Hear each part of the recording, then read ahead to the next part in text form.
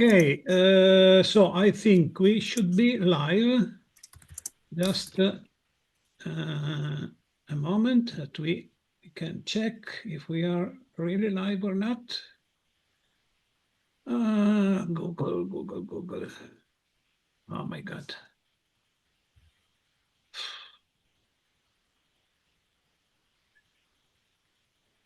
Uh, just a moment. Here we go. Yes, we are live. So,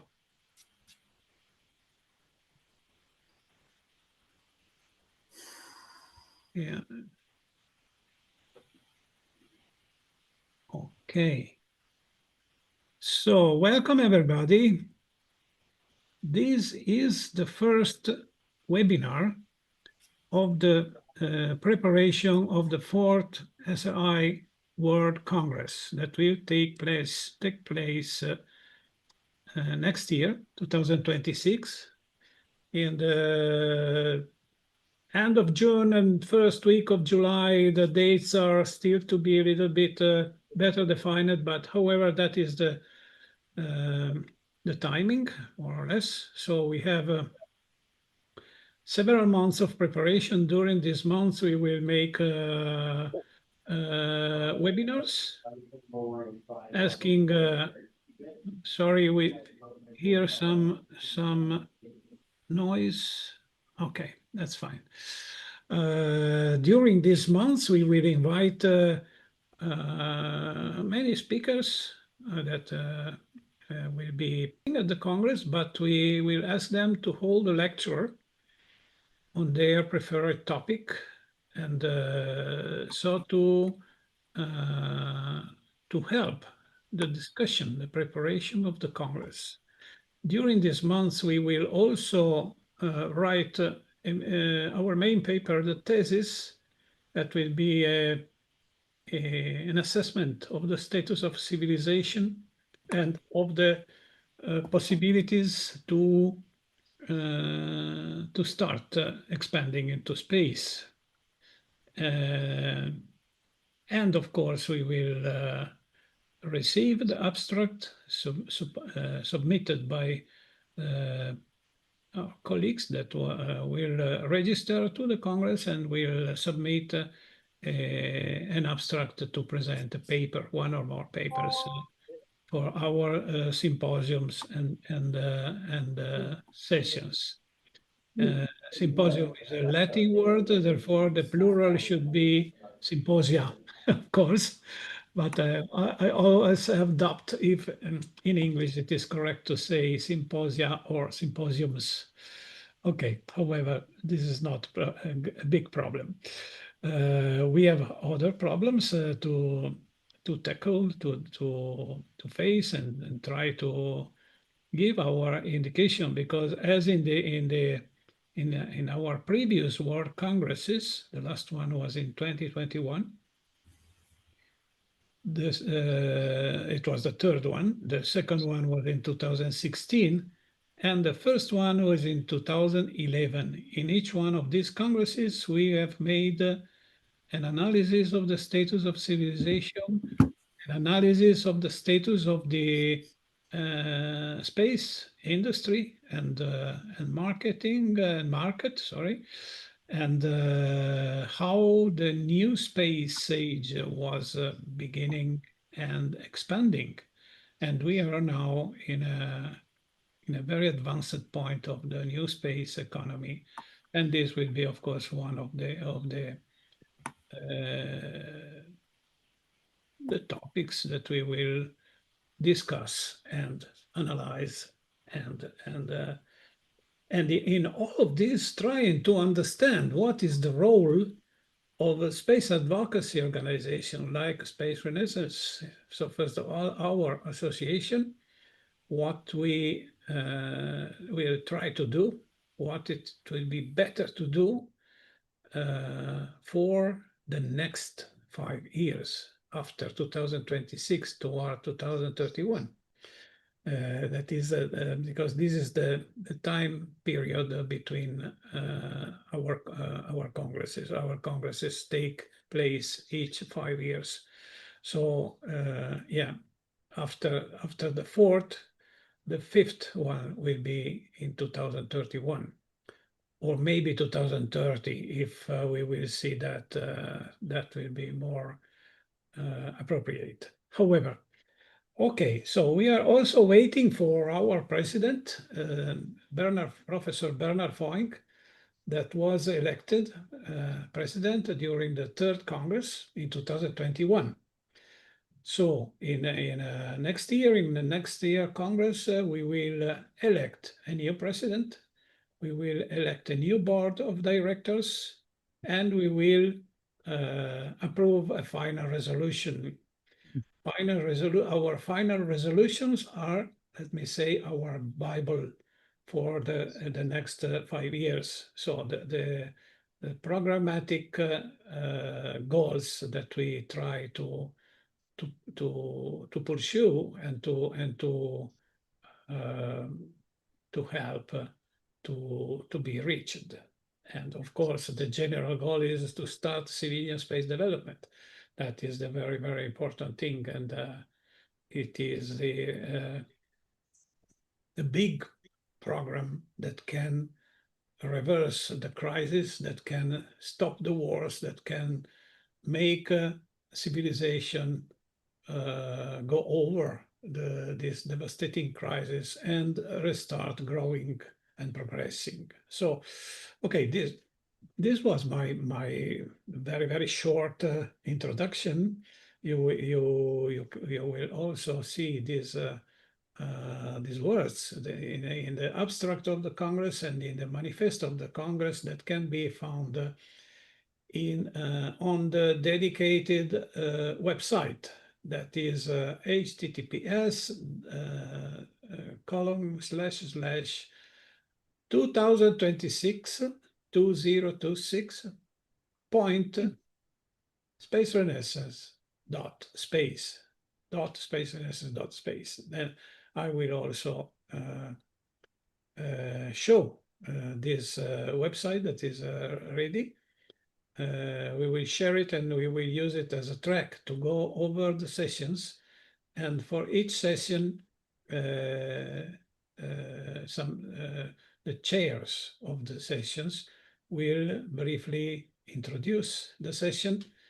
And okay, so we will go through the contents and the call for papers. Okay, so this is. I would like to now to introduce to you Maria Mokerzel. She is our conductor and moderator for all our webinars. So both the Congress preliminary webinars and the Space Renaissance Academy webinars that are going on since 2021, just after our third Congress. We started to hold 2 webinars per month, and we have made now 88 webinars. So this one is the 89th. And yeah, for this years, the past 4 years, the conductor was Sabine Heinz, that I want to give her our greeting and many, many thanks for the works she made in these 4 years.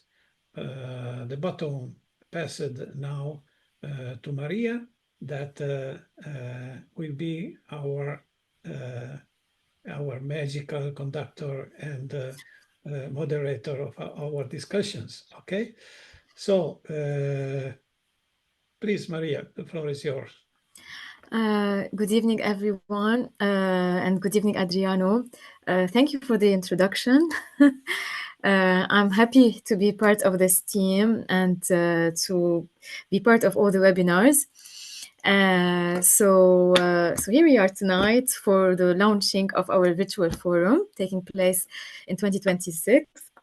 And first of all, I have to reintroduce Adriano, who will we'll start with him, who is actually the CEO of SRI and founder, and he might be joined shortly by Bernard, who is the president of SRI. So I think if Adriano is ready, we can. The floor is yours. You can start. Yeah, sure. So I think I will start by sharing the website of the conference Okay. that we Yeah. will use as our track. Let me see. Mm-hmm. And okay, so share.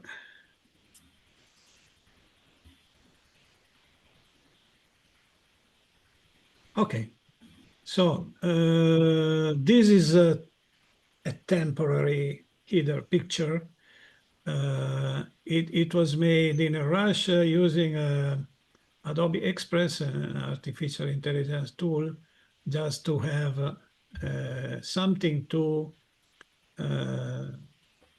introduce a picture, a nice picture to introduce our Congress. The title of our Congress is Quality of Life on Earth and Beyond. And why we choose a picture where people is drinking, hopefully some good drink, not necessarily alcoholic, but why not if alcoholic, and and they are having a party and they having fun, and they are not on Earth. They are in orbit. They are in a space hotel.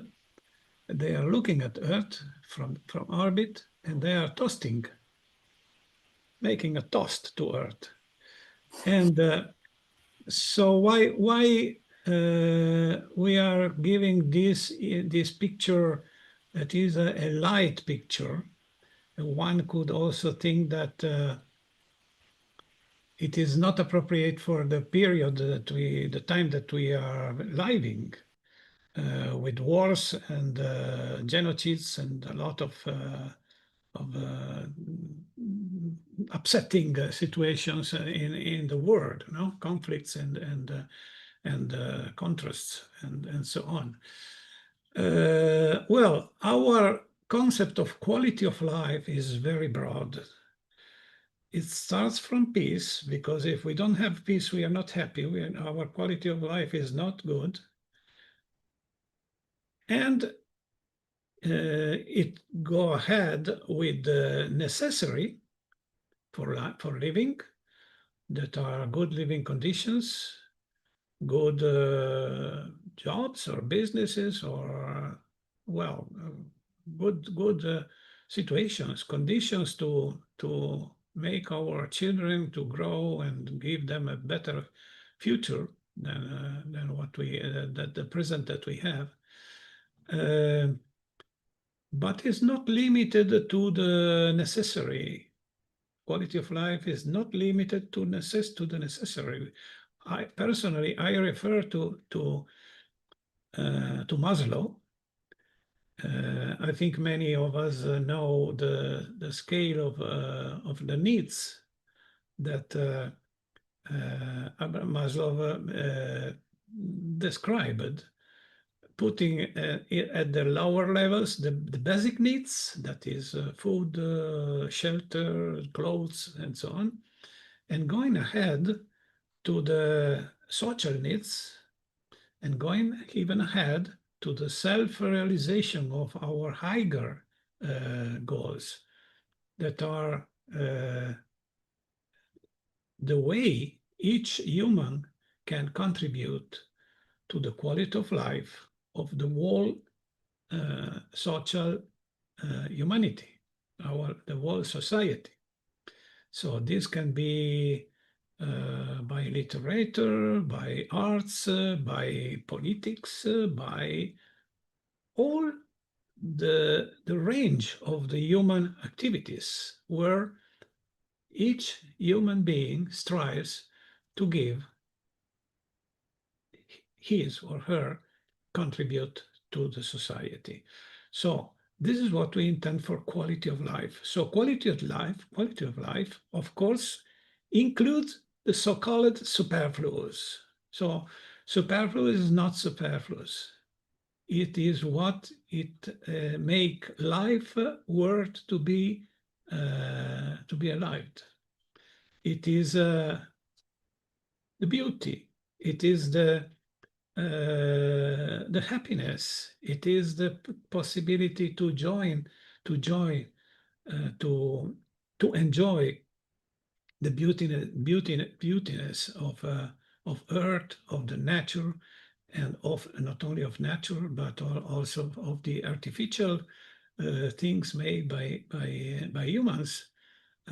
All of this is the beautiness, and even what humans do are part of nature, because we are a piece of nature. Therefore, why not? So the beautiness of the immense and vastity of the universe, and so this is quality of life.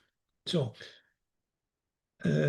our big question for this Congress is, what do we need to do in order to raise the quality of our life? Our answer is start expanding to space, because this is the key for any possible future, because more than 8 billion people cannot make it anymore on one only planet. So we need planet B, or the equivalent of planet B, following on-air model that are habitats, rotating habitats in free space.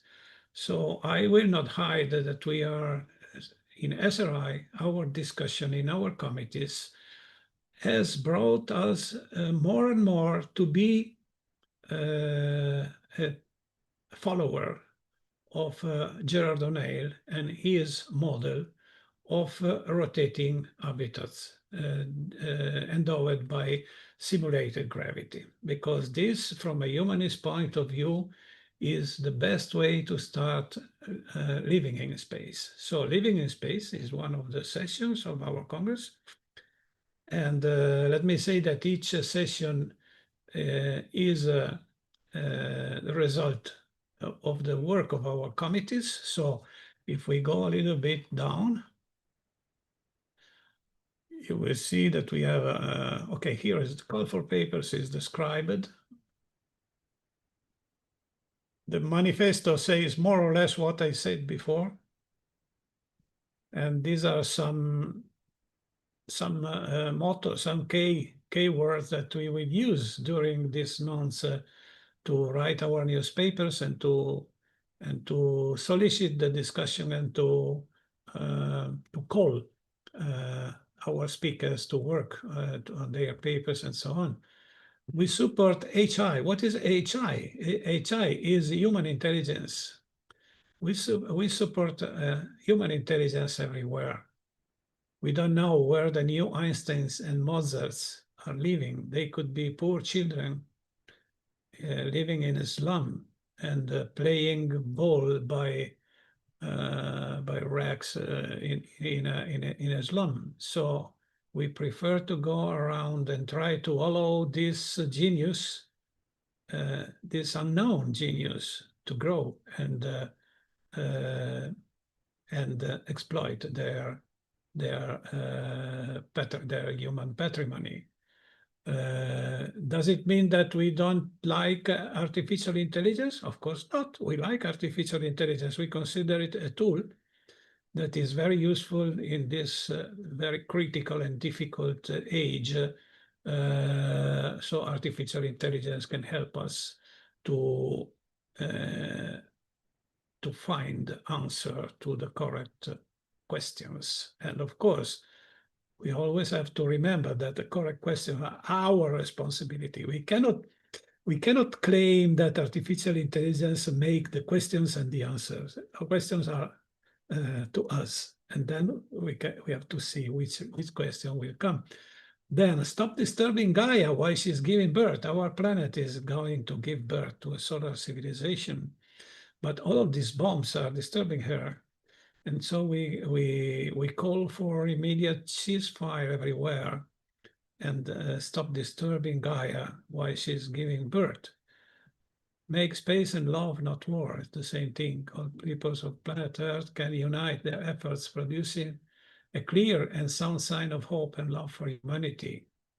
Although imperfect, civilization is not to be trashed. It remains to be debugged and evolved, rapidly expanding into space. Yes, I know I use this word debugging that is only familiar to the software people.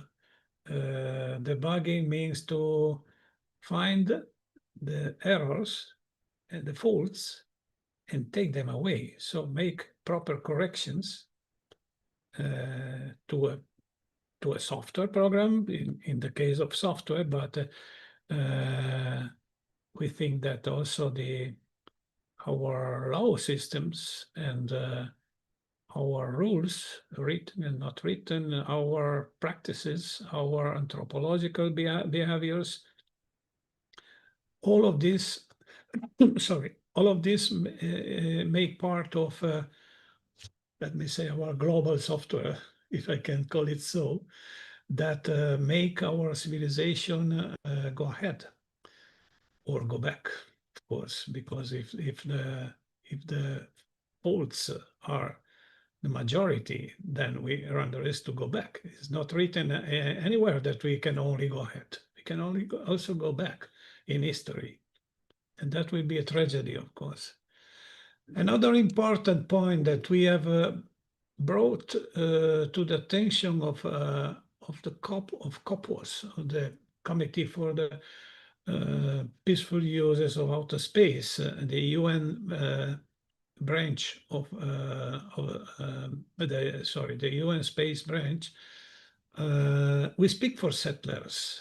No? What does it mean that we speak for settlers? That we think about the rights, the hopes, the project of the space settlers. Space settlers are already among us. Maybe they have 12 years. They are 12 years old nowadays. Maybe are 15, maybe 20, I don't know. But I hope that we will see the first space settlers on the moon very soon. And what we have to think is that space resources, space energy, and everything we will find in space is, first of all, their property. We don't want to see a new colonialism going to space, grabbing resources and bringing back to Earth. That is not the goal. That is not a sane goal of our civilization. We have to go in space and use resources, space resources, to develop space infrastructure, to start working and industrializing the space. So against any kind of new colonialism, that of course it will not be so evil like the old historic colonialism, because we think that there are, we know that nobody is on the moon and on Mars, so we will not steal the land to any people living there, because there is no people. But someone could say that we could find some forms of life, and we should be respectful also for other forms of life that we cannot immediately see as people. But if they are forms of life, they are animals or what they are. However, there will be sentient people, so they deserve our compassion and respect. So let's move in the cosmos, trying to learn some lesson from the mistakes we made on Earth. This is fundamental. I'm not saying that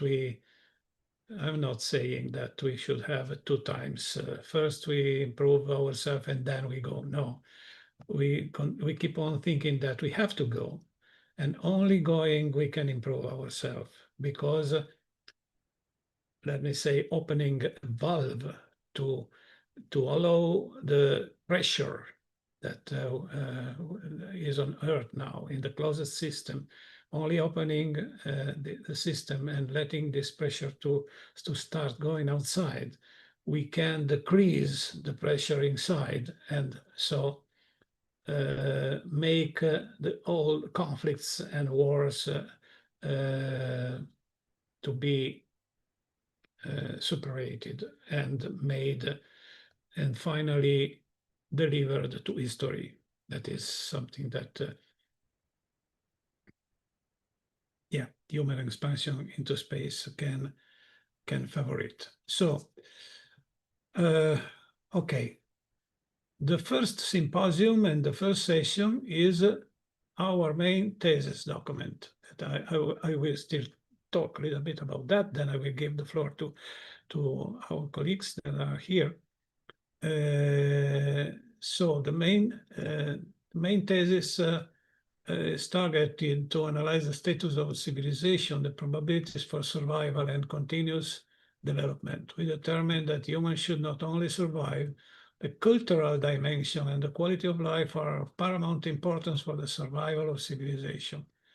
Our work goes to the very heart of civilization, sustainability, demonstrating a holistic criteria, not purely economic or political, but systemic, integrating survival, development, and evolution. We will consider a set of categories that together describe the health, resilience, and future trajectory of our civilization. Quality of life on Earth is worsening due to the global crisis, the devastating wars that continue in Ukraine and Gaza, and many other forgotten conflicts, the general obsolescence of civil rights, and the rise of the supremacy of the technocratic power over social intelligence. These are, first of all, intolerable factors of cultural evolution that our civilization will pay for in centuries to come, with a heavy risk of social implosion. So, okay, we will analyze survival readiness, current environment balance and resilience capacity, development capacity, social governance, evolutionary potential. And we will try to reply to some key questions like where are we? Geopolitics, astropolitics, environment, economy, sustainable development, quality of life, humans and non-humans, quality of culture, social environment, food, future, happiness, social growth, possibilities. What are the vulnerabilities and associated risks? We'll make a little bit of risk analysis in our thesis. How easily civilization could collapse? What is the potential for restarting? Could civilization regenerate after collapse? And try to sketch a risk mitigation strategy. Evolution perspective. Are we on path to spacefaring? Sustainability. May civilization start expanding into space during a global conflict? May the global crisis be reverted by coherent efforts, including kicking off civilian space development? And how to accelerate an effective risk mitigation process. So we are suggesting some session topics. Of course, we are not only we will write this document ourselves, but we will also call our colleague, colleague that will register to participate and to present their papers. If they want to present papers contributing to the thesis, they are very, very welcome to do it. So we will try at the end to integrate some suggestions that can come from documents and papers presented for this session. Okay, so, well, we have also another document, a thesis document that is the organizational thesis. So Space International Organization, structure and planning. And so a plan of action for SRI and partners, our working structure, including the academy, the committees and national chapters, and a balance of the works done after the third Congress and the final resolution that we wrote. And reanalyzing the final resolution, what we have done, how we contributed to the advance of some of the goals listed there, and suggestion for the next 5 years. Okay, so if we want to give a quick look to our final resolution of 5 years ago, we had some goals that all of these goals are still live, still needed today. So going forward to the moon, develop proper infrastructure to produce fuel in space from lunar and asteroidal materials, also mining resources such as water, rare earths, precious materials, and helium-3, space debris recovery and reuse, enhance life protection in space from radiation and deep galactic cosmic rays, start experimenting with simulated gravity, a very, very heavy delay that we have. And even the new commercial space stations are still not designed to be rotating. The young generation, of course, is very important for us. And we are developing projects each year called ethos, expanding humanity to outer space. These projects are contexts in which young researchers and students are called to compete for a prize. Okay, 100% reusable space vehicles producing food in space, space safety, protection from asteroid impacts and strong solar storms, support the space tourism industries, space-based solar power, support space-related art and bring art in space, and to add an 18 SDG, bootstrap the civilian space development to UN 17 Sustainable Development Goals. This is a goal that we have pursued very much during the last years, making several events in New York at United Nations Plaza during the General Assembly in September. We made those things in 2023 and 2024. This year, it was more difficult to organize it, of course, for the geopolitical situation. So, but for sure, we will keep on working on that and at COPOS and not only COPOS. So, okay, this was just a look at what was our program, our final resolution in 2021. I could say that we still have to work on these goals. They are still actual, all of them, but we have to update our analysis, and for sure there will be new things that we have to focus on. The topic of energy, for sure, the topic of producing fuel that as we hope, a fully reusable launch vehicle will be finally available and operative next year. Then what is the next step? Producing fuel in space, because that will cut the cost of any space mission, and so on, and several other points that we will see. Okay, so now I see that our president probably he had some problems, so he's not with us still. Neither we have anybody from the space philosophy and history session, so we will have to go over this session. However, presenting it a little bit, and then we go ahead with the space policy session, and then okay, the 18 SDG and living in space and space tech and industry. We have Werner Grandel here, that is chair this committee, so he can make a short introduction. And so also for the space habitats, we hope to have Jerry Stone, but Jerry Stone was expected tonight in a British Astronomy Society conference, so he cannot be here. Then, okay, Target Young Generation. Maria is a co-chair of this committee and session, so she can maybe say something to us about that. And for the art and media symposium, I will say something for the science fiction and future narrative.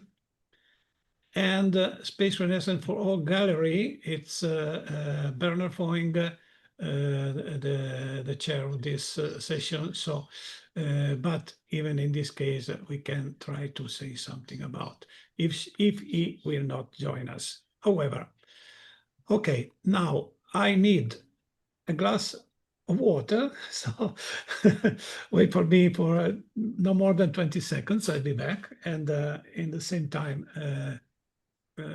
okay.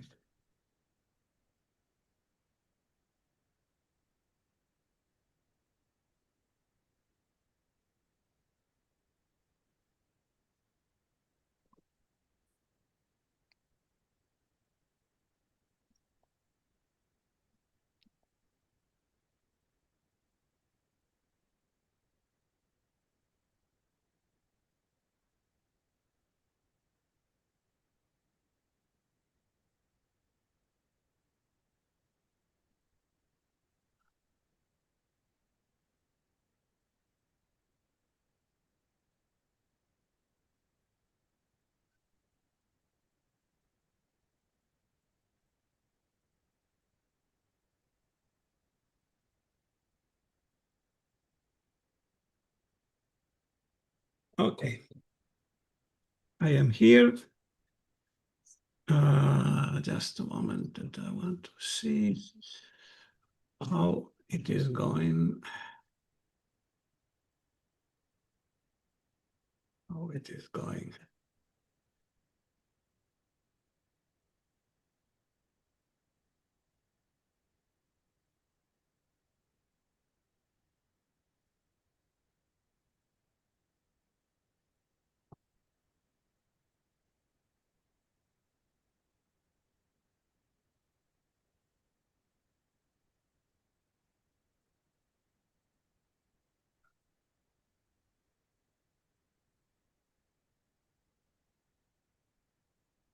Okay, so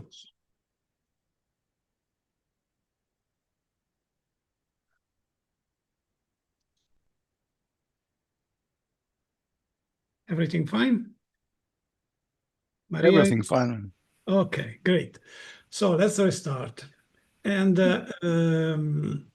okay, the space philosophy and history session is chaired by Dr. Marie-Louise Heuser, from myself, so I can also speak for this session, and Dr. Michael Schumann. Dr. Marie-Louise Heuser is a professor. She is giving lectures in German universities.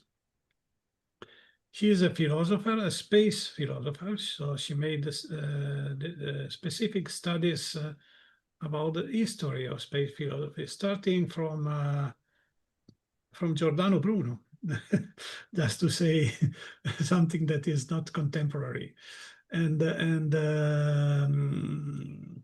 going ahead to the German Romanticism and today and so on. So this session will try to provide a frame to a place to reframe philosophical concepts and tools to understand the many challenges of the 21st century. This session will give an opportunity to cross-relate historical predecessors with modern contemporaries of the spaceflight vision. The technical and political history of space travel give us insights into the emergence of the space age and show us which political philosophies and technical achievements opened up space for humans and what obstacles there can be. Just to say something, the quest for dominance during the Cold War, by making a commitment to our space as a realm of the possible and indeterminate, the space community can ensure the future of humanity to become and remain an open world instead of a blind alley. With this priority to restrain further militarization of space, as well as to reconcile the principles of international space law, the salvaging of humanist and Enlightenment traditions will be essential. But as long as no single person or organization has capacity enough to give a complete account of a truly space civilization for closing the matter single-handedly, the rereading of great minds and the nurturance of international understanding will remain prerequisite to civilize humanity long-time progress into outer space.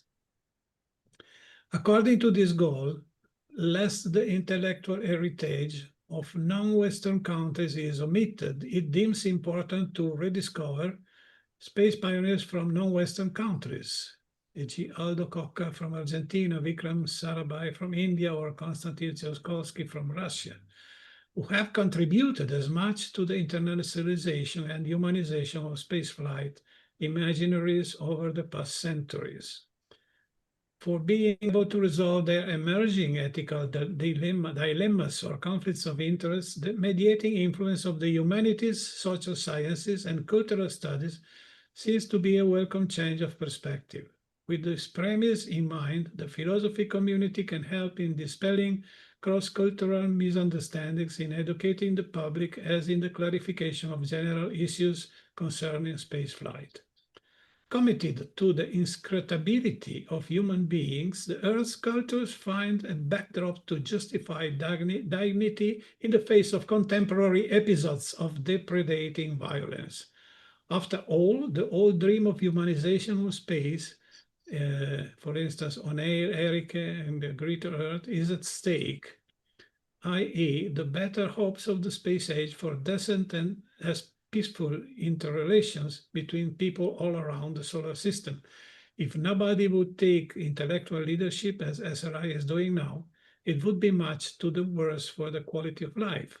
Therefore, we cordially invite experts from the wider academe with a stake in the challenges of the times ahead to discuss and criticize the civilizational issues of human spaceflight from their special point of view.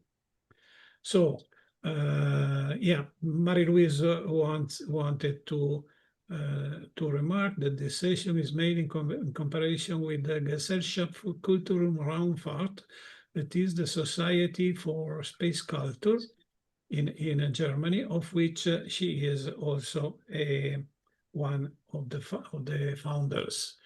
So, okay, so this is a session of space philosophy, very, very important for us, because we defined it from the very beginning, Space Renaissance, like a philosophical association, taking care of philosophy at the same level of science, because to go into space, we need both science and philosophy. We cannot, if we try to avoid one of these two things, is like try to go ahead with one only leg, and that's a very, very, very difficult thing to do. However, okay, so I think it's also worth to give a look at the session's topics that we propose. Of course,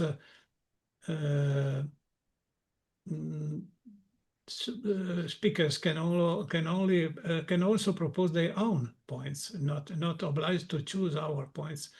However, space ethics for peace, long-term future scenarios from fictional and technical possibilities to reality, the role of dreams and utopian philosophy as driving forces of reality, technical and political history of spaceflight, concepts to understand humankind's place in the cosmos, space travel as an extension of the biosphere, contribution of space humanities for the future of humanity, metaphysics, ontology, and epistemology of space, religious conception of sky and heaven, spaceflight imagination in non-Western cultures, transhumanism, posthumanism, and artificial intelligence, emergence of non-terrestrial cultures, and aliens as a challenge to anthropocentrism.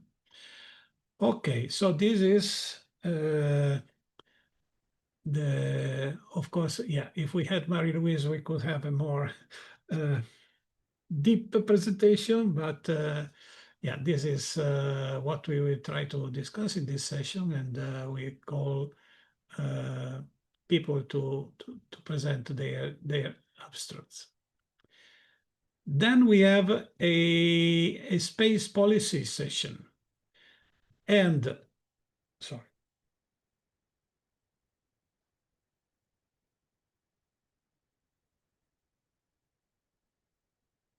I had hoped that we had some chairs here, but they are not here. Therefore, we have to go quickly on this session. I don't know if maybe Alberto would like to say something about this session. If just okay, if you like. If not, we go ahead.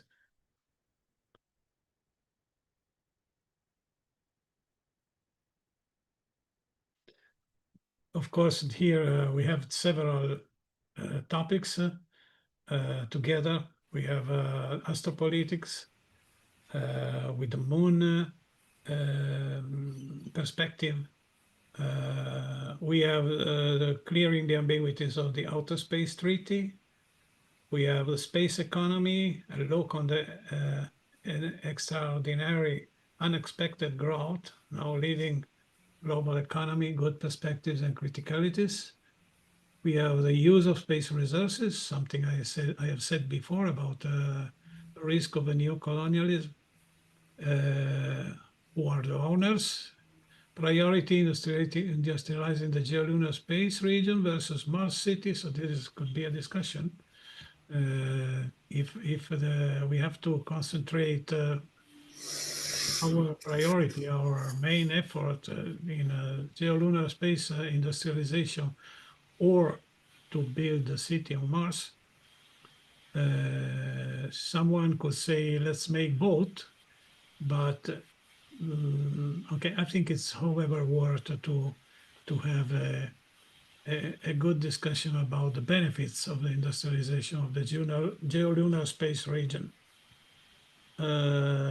Space for Peace, we had an initiative during the last from 2024 to 2025. We proposed to plant a UN flag on the moon.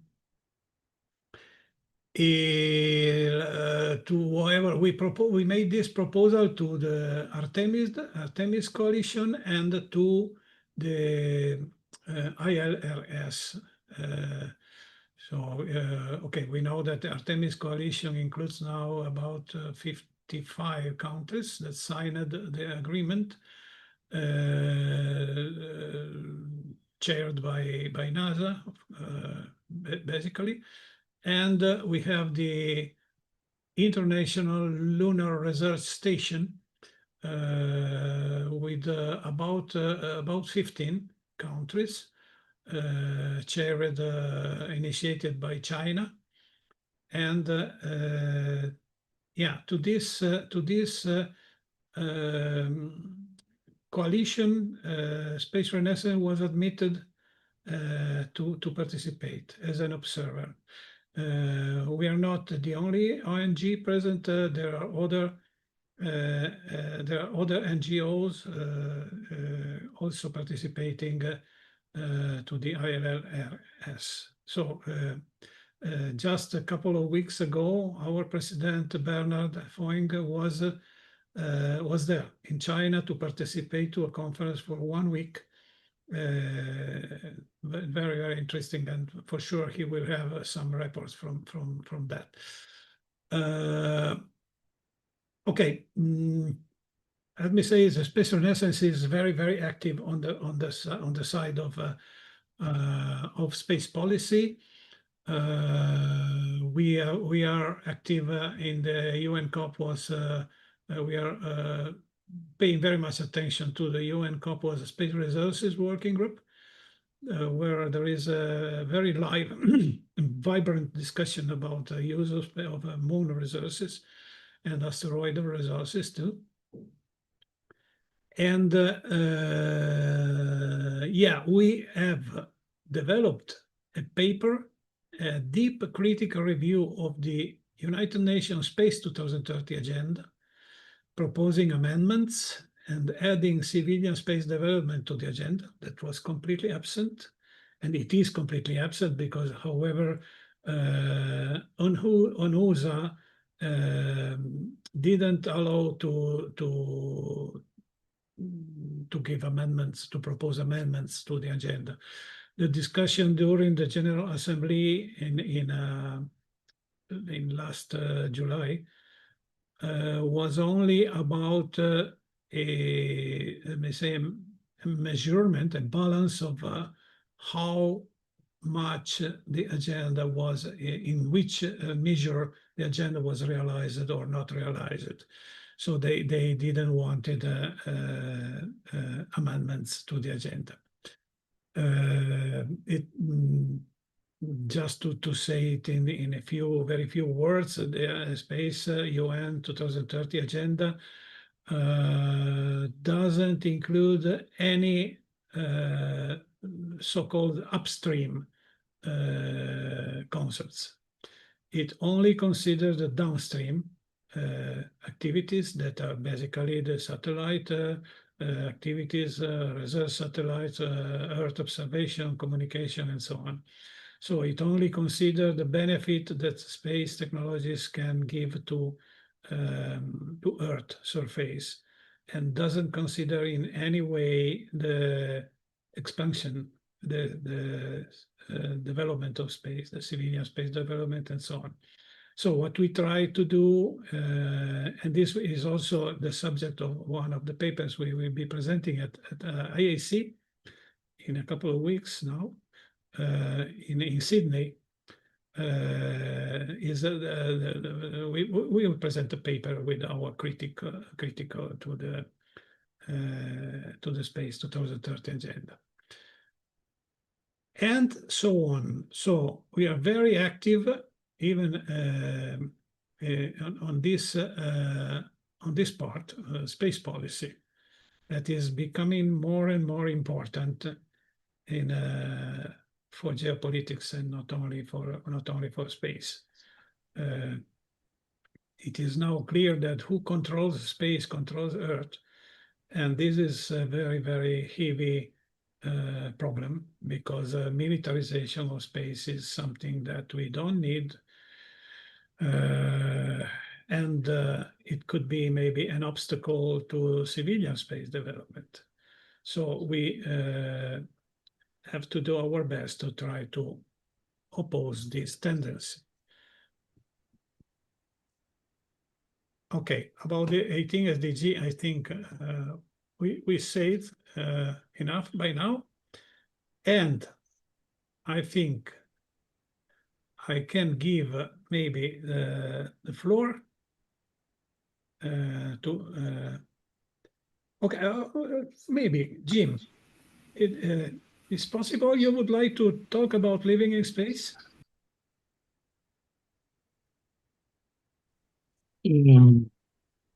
Yeah, well, I'd love to live there, but No, I mean about the session Congress and what we are doing about the topics of living in space. We're doing a lot of things, no? Even yeah, we are. Well, I mean, we have to figure out, first of all, how we can expand humanity's participation globally in living in space. So it can enrich the lives of people worldwide, and also to help project what the benefits of living in space are and why it's so important to understand putting Earth in the space context, and why moving into space is going to make such a tremendous difference for humanity, and hopefully bring humanity together. I mean, there's a lot of factionation around the world right now, and wars and senseless conflicts. And the more we can focus on space exploration as a common goal for all of humanity, the more I think it can help bring our civilizations together and, turn things around, because right now it's pathetic. Yeah, definitely. Okay, I know that Jim was not introduced, and I'm sorry for that. And by the way, Jim, I haven't met him. Who is this guy, Jim? I mean, Jim Crisafulli is oh, that dude. Yeah. Okay. glad to Okay. meet you. Well, however, Jim is one of is a member of our board of directors in Space Renaissance, and he is also very active as a space activist in Hawaii, where he lives, and he conducted several initiatives, also analog astronaut training. Well, we have, I think ACES worldwide is really the focal point right now. Yeah. And since a couple of years, he is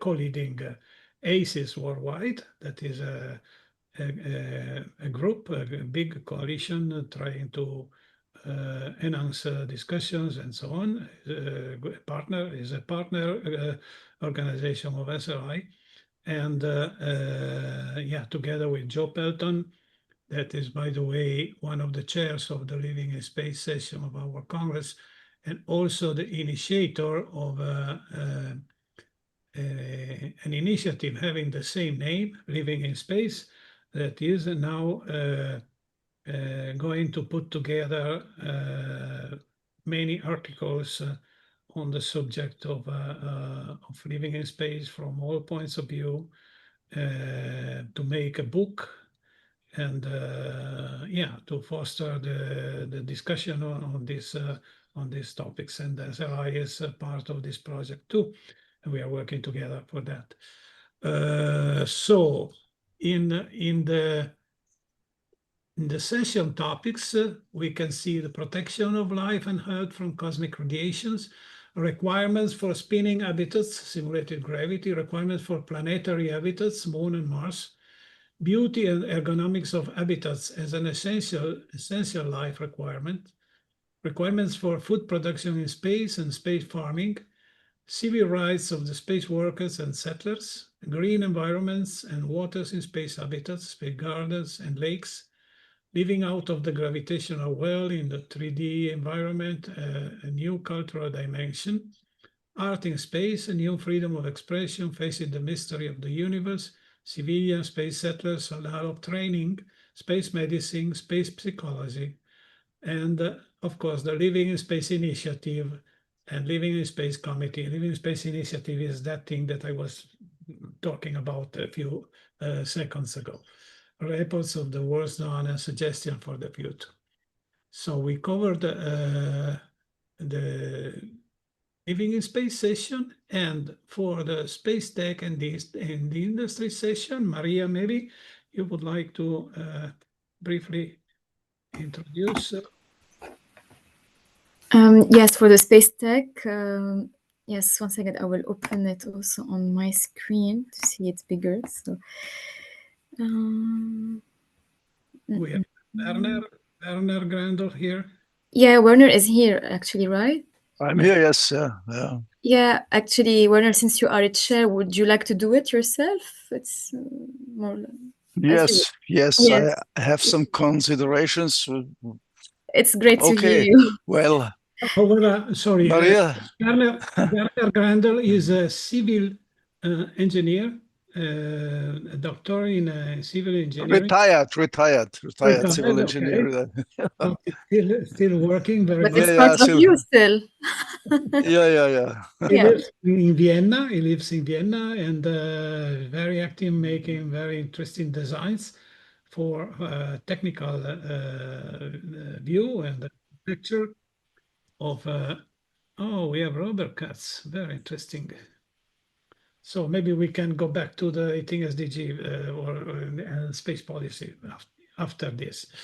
Yes. Okay.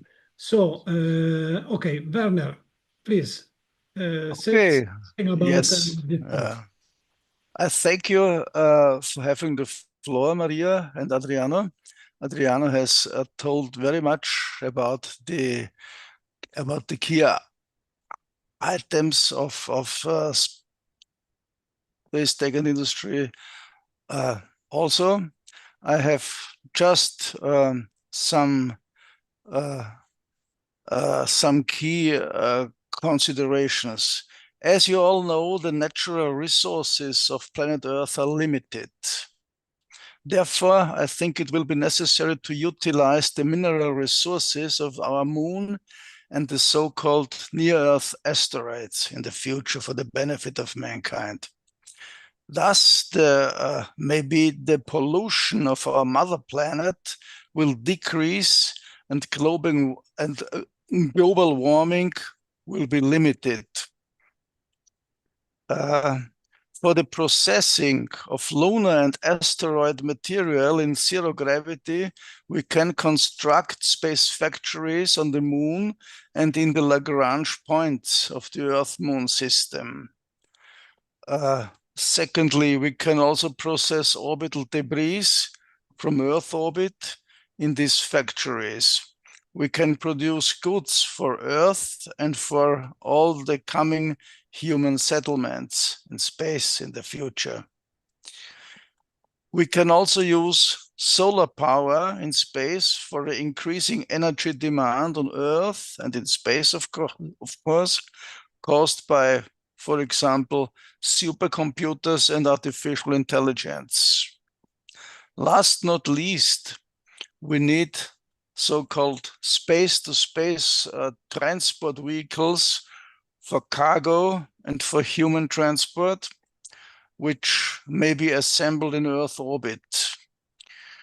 The goal, in my opinion, I think to say the least, is to industrialize the entire Earth-Moon system within the next 100 years. So the session's topics are space-to-space transport vehicles for passengers and cargo, as I said before, low-cost, reusable, safe and economic launchers, orbital debris recovery and reuse, energy, feeding the space settlement in Earth orbit on the moon, the Lagrangian points, Mars, maybe, and beyond in the future. Cloud computing and big data centers in space, and of course, producing fuel in space from orbital debris, moon and asteroid resources. Space technologies, new propulsion techniques, robotics, artificial intelligence, which may always be only a tool for humans.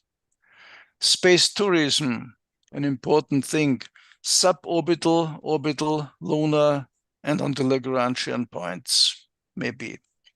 Economy, the potential of electronic money to boost big space projects and civilian space development.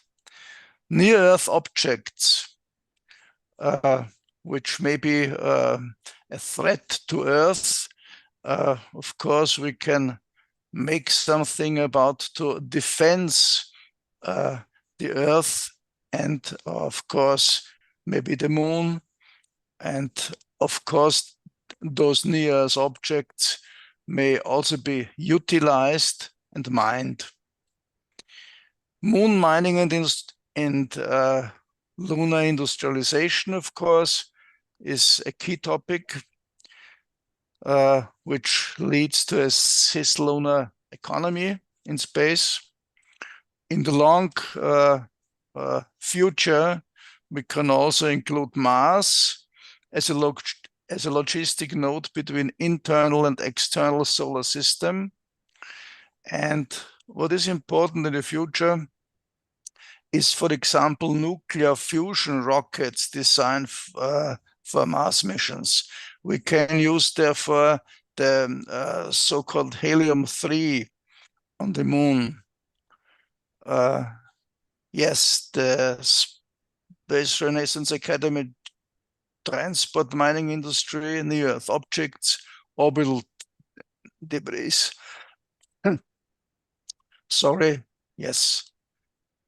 These are our suggestions for the future. Thank you. Thank you very much, Werner. And I have seen that Robert Katz has joined us. Robert, are you there?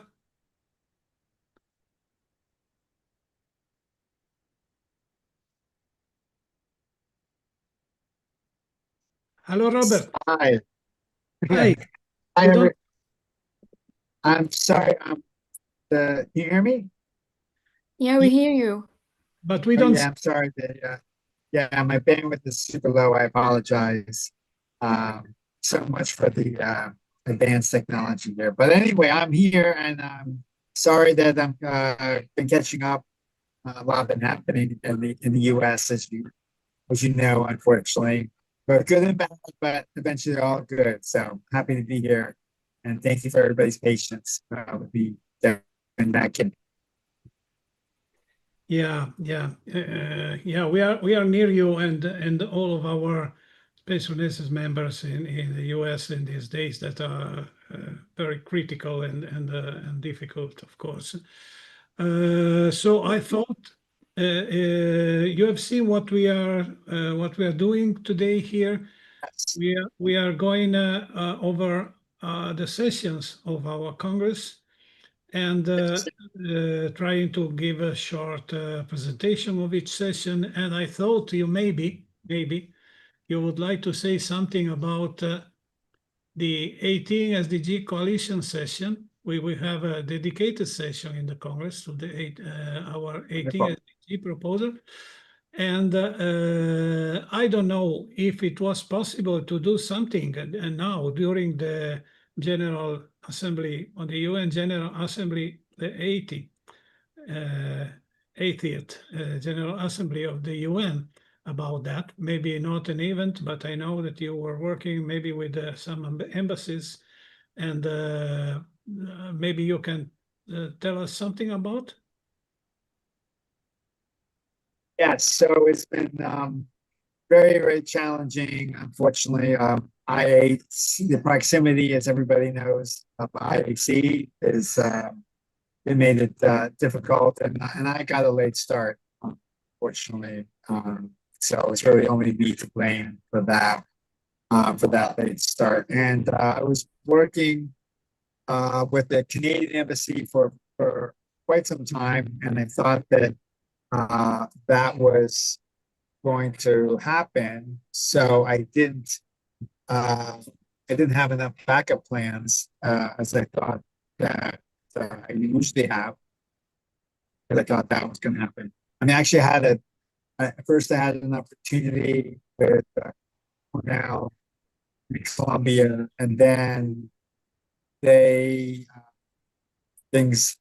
didn't come through with them just internal issues with them, and then Canada as well, and then so we're still targeting a program for next week, but unfortunately it's not there's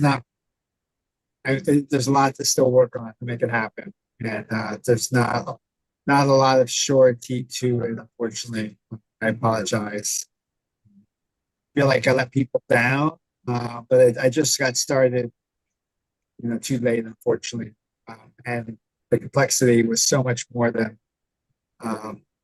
last year, so much more. And in addition, so many other things going on as well at the same time. So I apologize. No need to apologize, Robert. Everybody make what we can. We do what we can. It's not we cannot make miracles, of course. I think we have maybe started to work for next year, and having good contacts with Canada and the other country you have mentioned, it could be a good starting point to try to generate a consensus on the 18 SDG for COPWAS appointment next year. So I do think that has yeah. I agree. So definitely have pushed the needle there. I mean, process has got more supporters. It's just the logistics, the actual logistics of the event itself have become the issue, but the process has done its job and has spread the word in terms of getting a group of more supporters. Yeah. Of course, we knew that this is not a short way to try to get some UN member states to support the proposal of an 18 SDG. But I think, yeah, we keep on working, and for sure, one of our webinars that we are preparing for 2025 is full now. But the first months of 2026, we can have one of the preliminary webinars of our Congress can be on the 18 SDG, and we can make it a public event, maybe calling more speakers and to make an 18 SDG event. Yeah, let's try to work for that for maybe January or February. Okay, let's talk about that. Hello. I agree, and in fact, we might be able to even get more attention because there'll be less going on to be distracting people's attention. Yeah, okay. So, well, I think we can go ahead, maybe. And we have the space habitat session, and I would like to ask again Werner to take the floor and say something about this session too. Well, thank you very much for giving me the floor.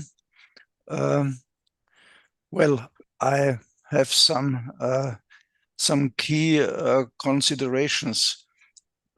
As you know, until the present day, all space stations in Earth orbit have provided only zero gravity for astronauts, which may cause health problems in the long run.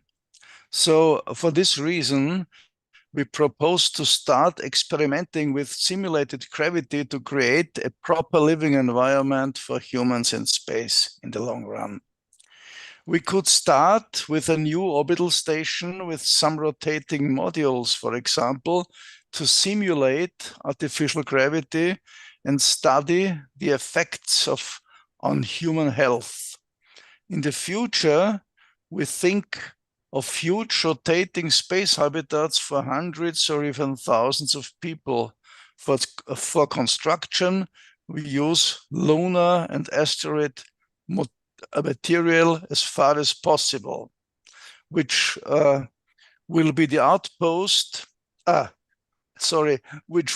output of space factories on the moon and on the Lagrangian points. In the long run, we consider settlements in space as a key factor for the future evolution of Homo sapiens and to become independent from planet Earth. So this is a short description of our space habitats session. Thank you. Thank you very much. Thank you very much, Werner. So let's go ahead. Yeah, we have a session dedicated to target young generations. And yeah, I think maybe Maria could say something better than me about that, because together with Ghanim Al-Taibi, she is a coordinator the chair of this committee. Yeah, okay, thank you, Adriano. So I will be giving a brief picture about the program this year. So, okay, I will be reading a bit from the abstract. Right. So the global crisis grasping our civilization is having a heavy impact on young generations. COVID-19 constrained them to remain closed in and isolated at home, renouncing the most exciting activity for young people: meet, play, have fun together, developing social contracts and personal stories. In many nations, students were obliged to use only telematic means to attend school, which was harmful to education and socialization. The current geopolitical situation, characterized by rising nationalism, war, conflicts, both in the developing and post-industrial world, doesn't offer a friendly and profitable environment for youth to explore the world and seek their evolutionary path. So actually, the idea in general is to create like another habitat outside the earth to let a young generation enjoy better maybe conditions and to thrive. So SRI is strongly against. Okay, and we feel that human intelligences can be found everywhere in the world without any limitations of national borders, ethnical belongings, or religious faith. We believe that human intelligences are ascendant over artificial intelligence. Therefore, we are doing our best to find human intelligence wherever they are located. The Target Young Generation Committee organizes international contests, competitions, grants, and bursaries to make young human intelligence to emerge and rise in the world. So it's really when you send the call, it's really international. We have participants from all continents and countries with sometimes different backgrounds, whether it is for let's say psychology, like humanities, also philosophy, or we have also doctors, engineers. Usually they are engineers, but we try also to have diverse backgrounds and fields participate in the competition. So yeah.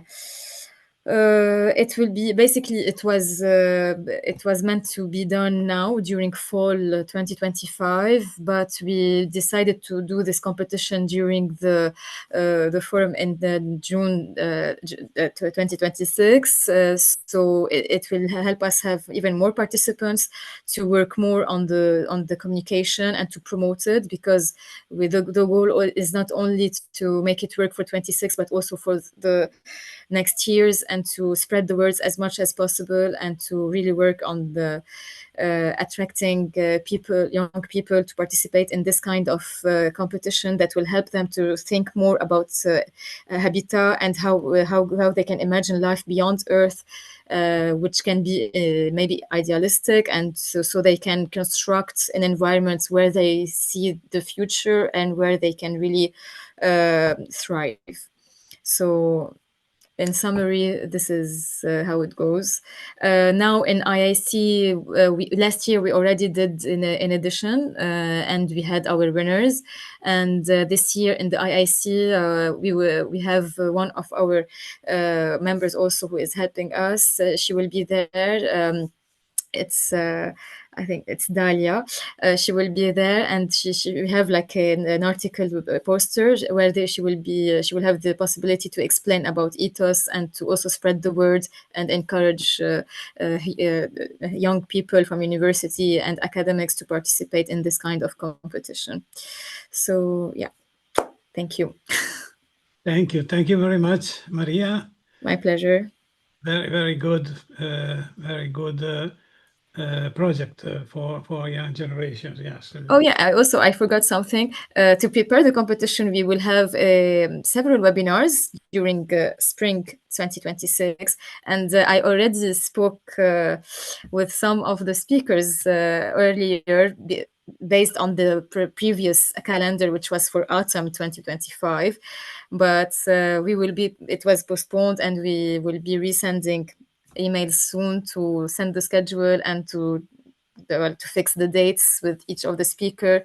and we will be honored to have each one of you for the webinars, and so we can learn from you and help the participants construct their habitat. Thank you. Excellent. Very good. So, okay, go ahead. Okay, science fiction and future narrative.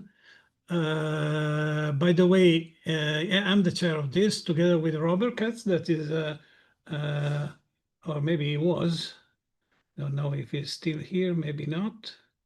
Yeah, he had a poor connection, so I'm afraid he was forced to disconnect. However, yeah, this is on the science fiction and future narrative. It's a broad discussion. Okay, of course, it's a cultural discussion.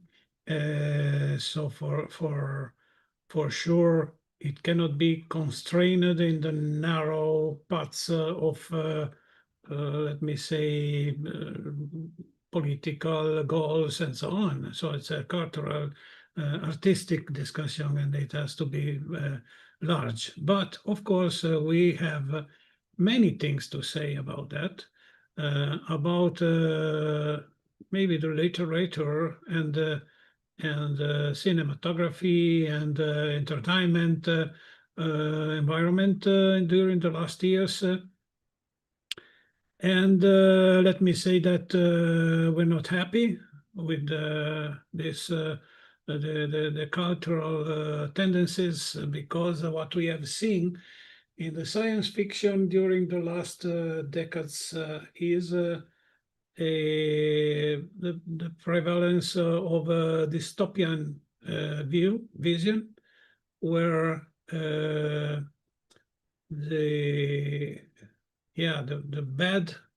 bad of the industrial society was presented, the bad results like pollution and environmental waste, and unfortunately science and technology were blamed as culprit of this of the decay of our environment. And so I think that the most of the directors and directors and developers of plots and the scenography and so on maybe were a little bit lacking of deeper anthropological and social view of the reality. And one thing that nobody seems to understand is that the numerical growth in a closed environment can only bring to bad results when it is not recognized as a problem and proper countermeasures are not adopted to go over. So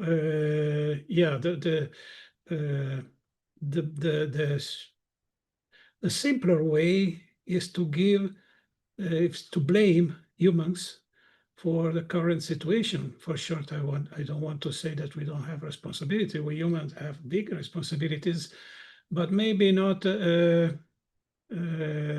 everything is to be charged on the shoulder of humans about the current situation. Yeah, the biggest mistake is not to have understood in time that we had to prepare to go outside.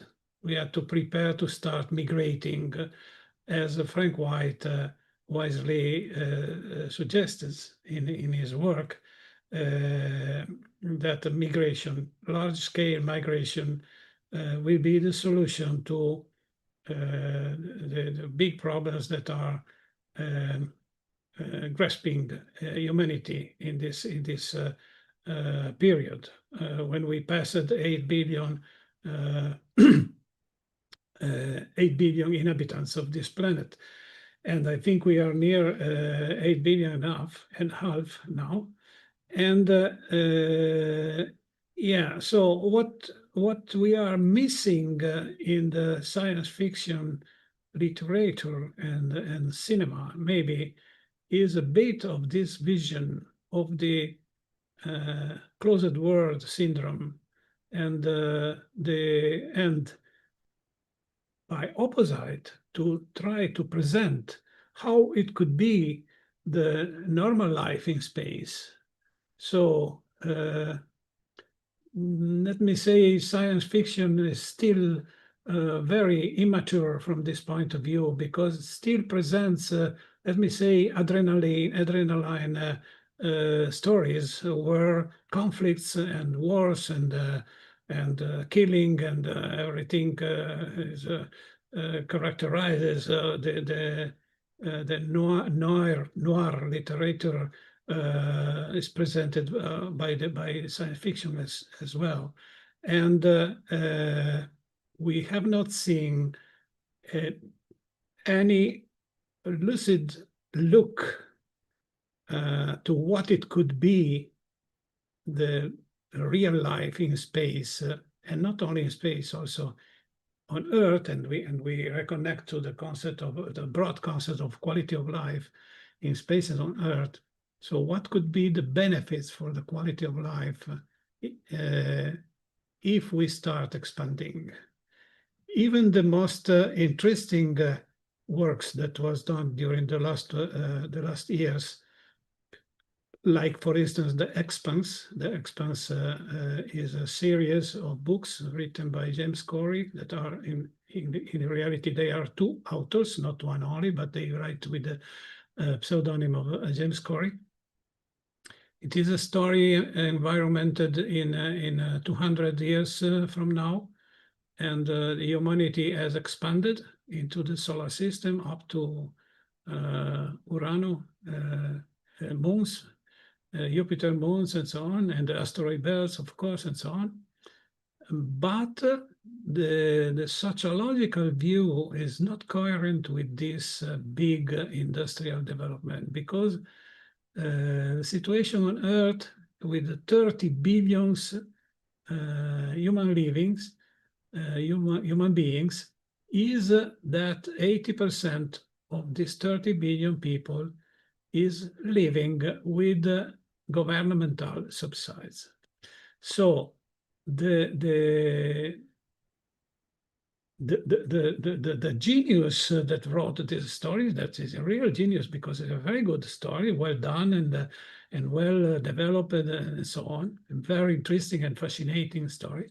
However, they failed in an effort of social analysis, trying to understand what could be the benefit of such a big industrial development for Earth, for the jobs and for the living conditions of people and so on. So this is something missing also in the work of James Cameron, for instance. There's another director that I like very much. He makes very good stories. In my opinion, they tend to project the current problems of this overpopulated Earth into the future in quite different conditions. So they are failing to analyze what it could happen in the realm of an expanded civilization. And so we would like to call artists to think, to work on these concepts and to try to see what it can be envisaged, what can be the imagination of our life in an expanded solar civilization during the next decades and centuries.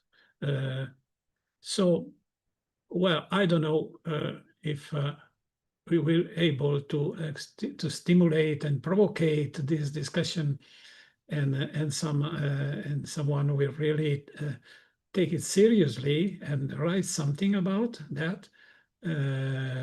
Write, of course, papers discussing the topics, and also presenting some artworks. Why not? Some subjects for movies or topics or plots for books and so on. So these are the topics, more or less, that we are proposing, the main science fiction currents and their relationship with real future development, science fiction and relationship between humans and the rest of nature, science fiction and ethics, science fiction and the capacities to imagine alien cultures and psychologies. Does modern science fiction have a role in accelerating civilian space development? Traditional science fiction impact on the space movement, arrays, and ideals. Science fiction narrative in futurologist literature, sociological science fiction. So what we will try to do is to favor a discussion including science fiction and futurology. So science fiction is an art. Of course, it is a free art, and artists are writing what is their perception, of course. And futurology is or tries to be a science, even if we have to stick to the scientific definition of science. Of course, in futurology, we cannot have any repetition of experiment results, so I don't know how much we can define it as science. However, yeah, it's a field of study, let me say, and yeah, unless we want to give credit to Harry Seldon and think about psychohistory that tried to make psychohistory is the foundation, the work of Isaac Asimov, where he imagined that prediction of the future can be a science based in the study of the past, of course, and mathematical relations of the mass psychology. Very fascinating. And yes, okay, this is very ambitious, and we know that even if we will only reach 10% of this very ambitious goal, we will be happy, because it will be very much more than nothing. That is more or less what we have now. So, okay, let's go ahead. Space Renaissance for All Gallery. I'm very sorry that Bernard is not here with us. However, this initiative was made in, well, I think initiated in 2023, maybe, and developed in 2024, and was launched in June 2025. It was launched in orbit together with a science experiment on a SpaceX Falcon 9 and Cygnus, I think Cygnus Northrop Grumman capsule, where a payload, experimental payload, was on board. And also on board there was a very small thing, a manufacturer of this dimension, more or less, that was guesting some tanks of artworks, very small artworks, 1 centimeter diameter. Inside all of these holes, there was an artwork, a small artwork. It was not only a visual art, paintings and so on, but also written contents and music also. So this thing was flying in orbit and re-entering the atmosphere. More than 20 artists contributed to it, and yeah, I think. No, never mind this. It's only the recording stop doesn't concern us, because we are on YouTube, and we are going on YouTube, and it will remain on YouTube.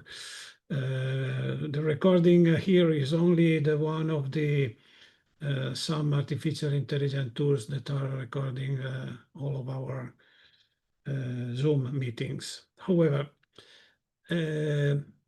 okay, so we know that this project as new projects for the future, and it will be the subject of Bernard presentations in Sydney in a couple of weeks at IAC. And yeah, I think so. We will go ahead with this thing. Last but not least, we are providing a session for the partners, for our partners. So we will give the floor to the organizations with which we have written agreements that are LUNEX, MPOL, ACES Worldwide, the Mars Society, Lifeboat Foundation, the Moon Village Association, Aerospace Hub, Kepler Space University, Space Value Foundation, Human Space Program, National Space Society, and MMAARS, the company run by Susan Jevel, Dr. Susan Jevel, that is also one of the chairs of the Living in Space, where is it? Here, Susan Jevel, the Living in Space session. And okay, so we will give them the floor to tell us what was their experience in the past years and what will be in the next. And what are their suggestions in order that we all together, space activist organization, can work for make our movement to speak with a louder voice, making some initiative together. Okay, so I think we have concluded our introduction to the 4th World Congress of Space Renaissance International. And so I stop sharing. Now we will see if we had some questions from the audience. Let me check.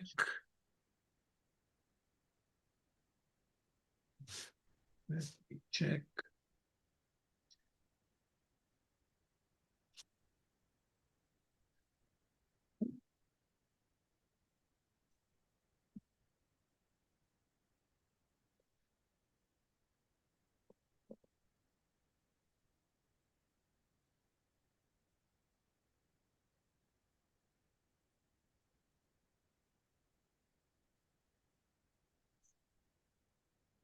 Okay, no, we don't have any questions. So I think if you like, we can have a small conversation here.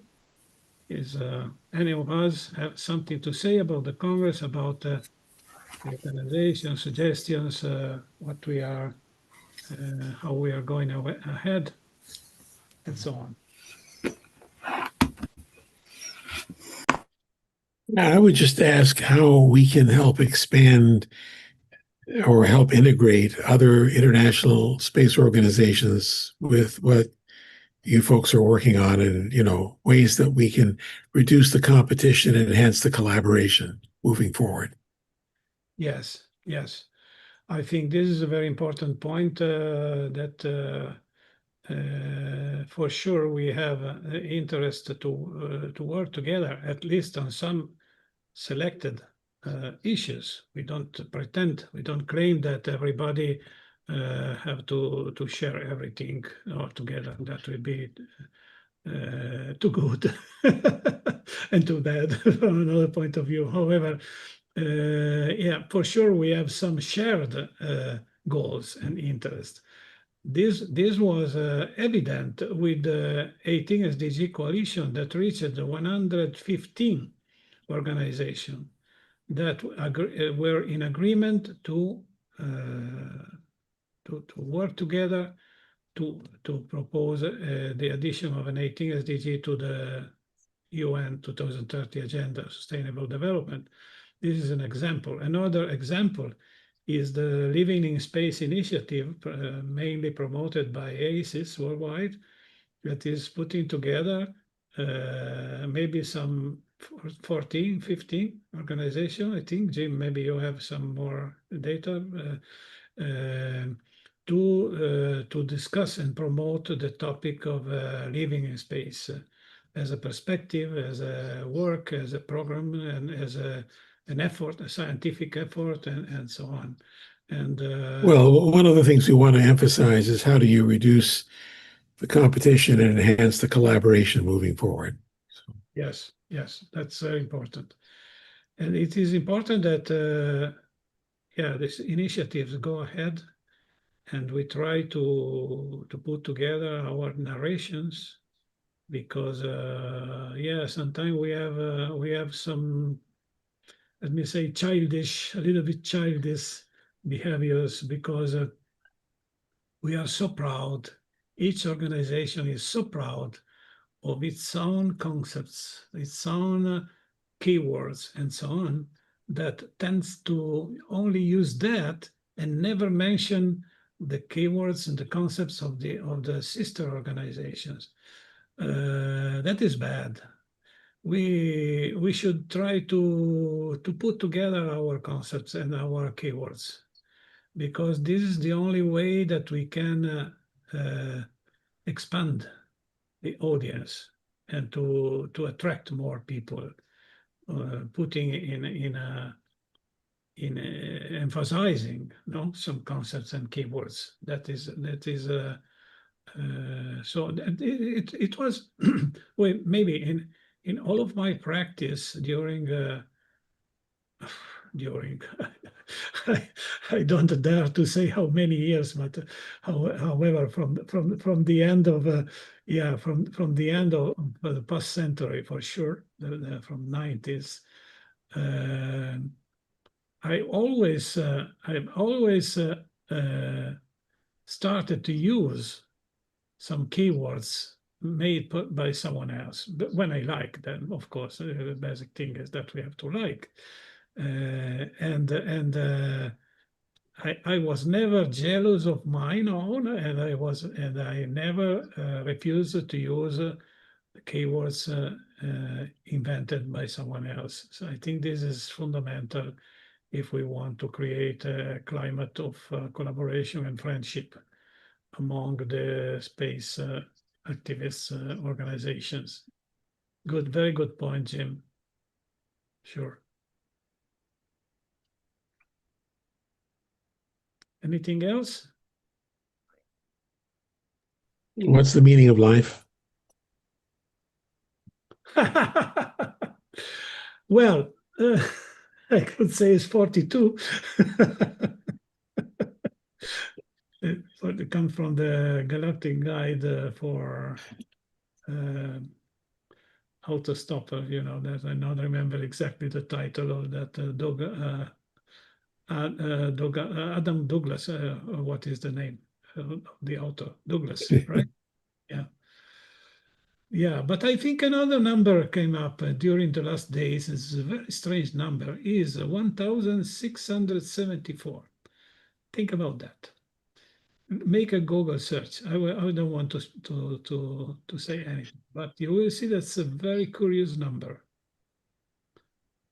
It ends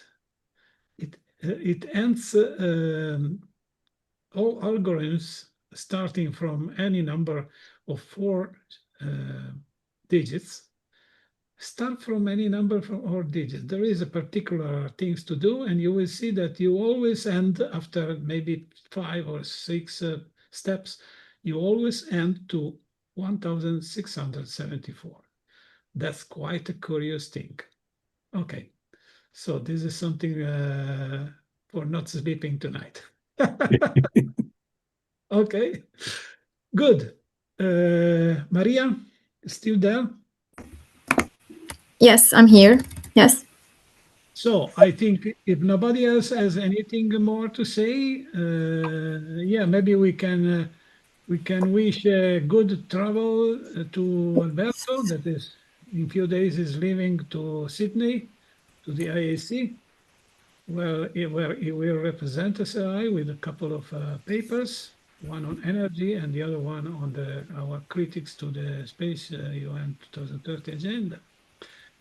And for sure, yeah, he and Bernard and maybe Robert, because I believe to have understood that Robert Katz will go to Sydney too.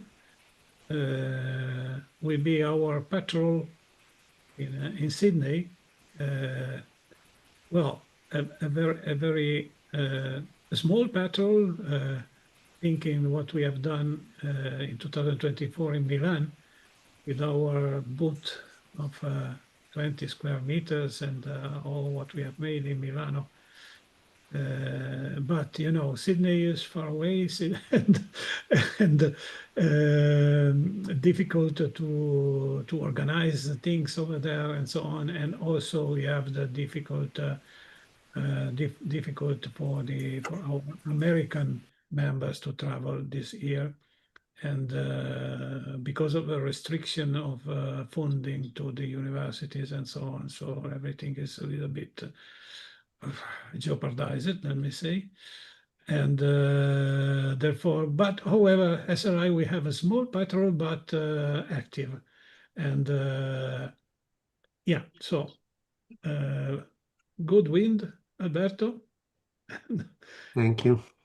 And let's see what, yeah, we will also try maybe to have a flyer for that. Yeah, okay.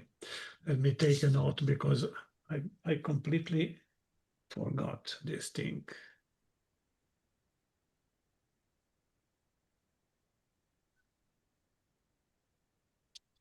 Okay.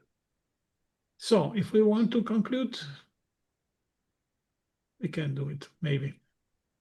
Thank you, everyone, for joining. Yeah. We hope to see you in our next webinars too. So.